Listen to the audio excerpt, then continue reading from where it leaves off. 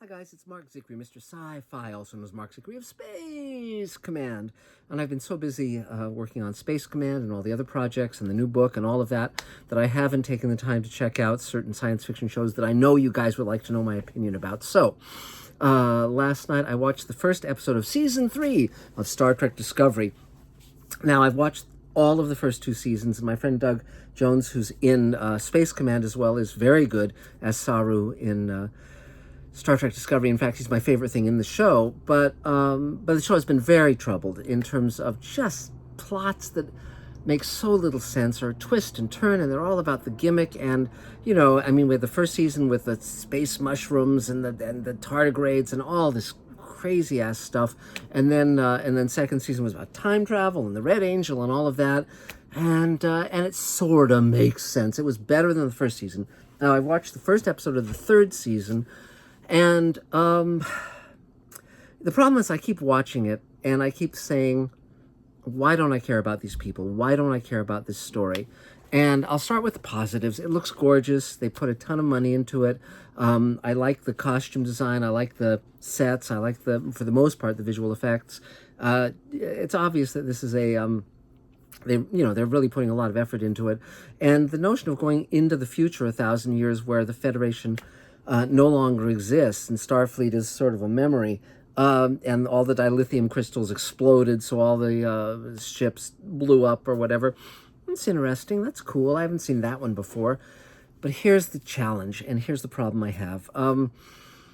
Okay, and again, this is just my opinion. If you love Star Trek Discovery, if you love everything about it, great. I mean, they have diversity, and I'm hugely in favor of diversity, but the actress who plays Michael, Elaine talks about, my wife Elaine, who's a very, very good director and was an actor, talks about the two ways you can approach acting and performing.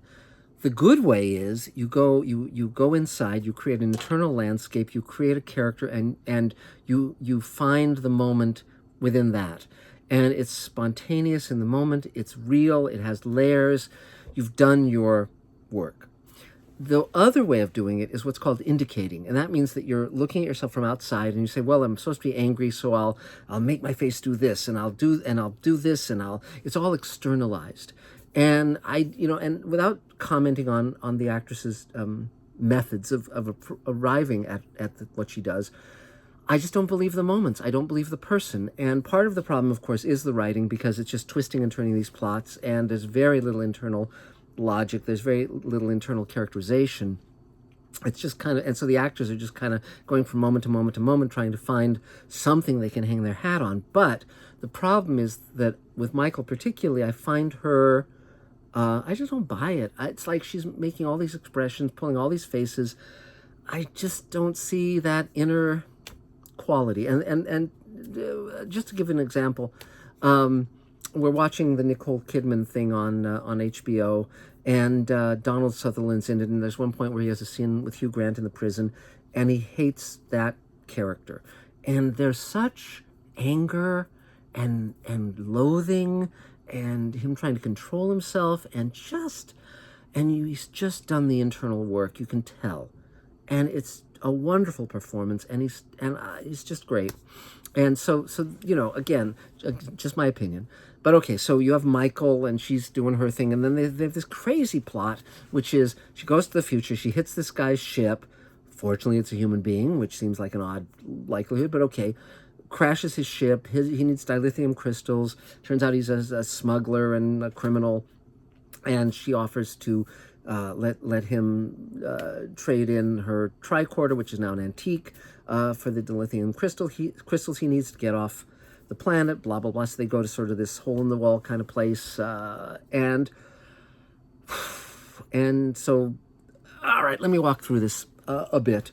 I liked the basic notion, I think, but the guy she meets, the actor, he's kind of like a, Idris Elba light, and it seems okay, but he thinks that he can be more intense just by talking faster.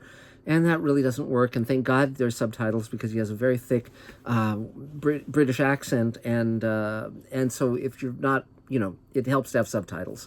But but at first he's like this guy, and he's a criminal, and he leads her into a trap. And spoilers, by the way, don't, if you haven't seen that episode, don't watch this. But leads her into a trap, steals her stuff. But then it turns out that he has this even more enormous empathy with all living creatures, and he's trying to save the space whales, or whatever they are. And so why doesn't he have empathy for her? Why doesn't he have compassion for her? It's like, well, we just set it up where he's like Han Solo, and he betrays her, or like other characters in Star Wars, and then they turn out to be nice, and it's like, okay, but it's just the plot twisting and turning and twisting and turning, and then they reach this that hole in the wall city, and they're walking across a bridge. It just looks like a very pretty digital matte painting, but it doesn't look real. And then they get inside this enclosure, and it's run by the Orions and the Andorians, which is okay, except that they haven't really established very... I mean, the Vulcans were established very well in the first Star Trek, and so were the Klingons, and they were developed well through Star Trek: The Next Generation. But the Romulans were only really good, in my opinion, in the original Star Trek. But the Andorians and the Orions, basically, it just seems like guys painted blue with antennas and guys painted green, and there's no sense of what those races are, what their backgrounds are, what their traditions are, what their cultures are. There's no world building at all. And, so it makes it completely flat, completely uninteresting. And then, the futuristic tech is kind of fun. But then again, you get this giant space whale kind of creature that eats people, and it's just kind of another CG monster like the tardigrade was, and you don't get a feeling for it being really much of a living creature.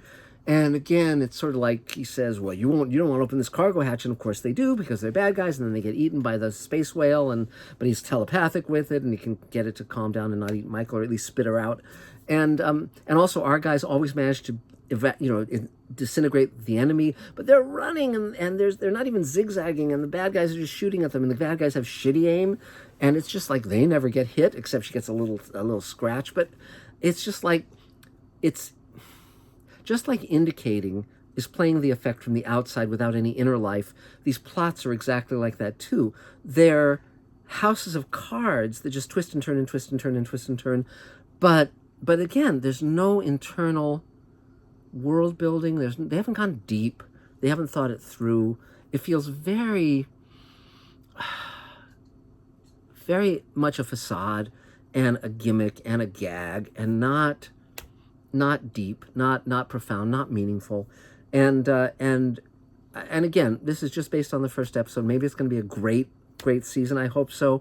But Star Trek 4, they saved the whales, and now they're saving the space whales, and this guy's helping endangered species. Great. But and Michael's trying to find her ship. But again, there's no tension there, because you know that she's going to find the ship, because they have the coming attractions, and there's the ship, and so it's only a matter of time. There's no dramatic tension. And then what else? I don't know. I mean, we can talk further about this stuff. And again, some people said that they think it's sour grapes on my part.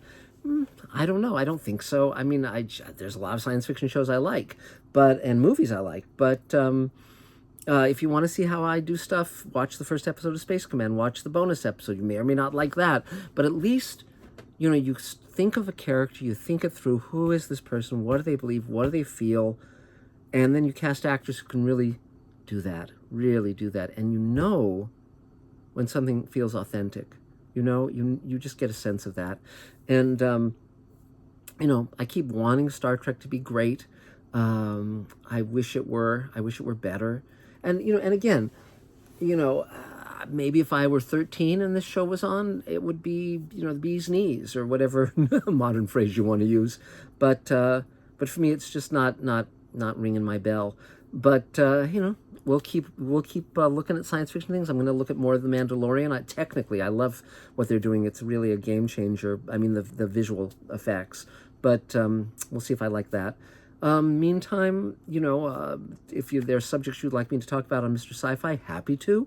And I'm redoing the library here, so we'll have interesting things to show you, interesting things to talk about.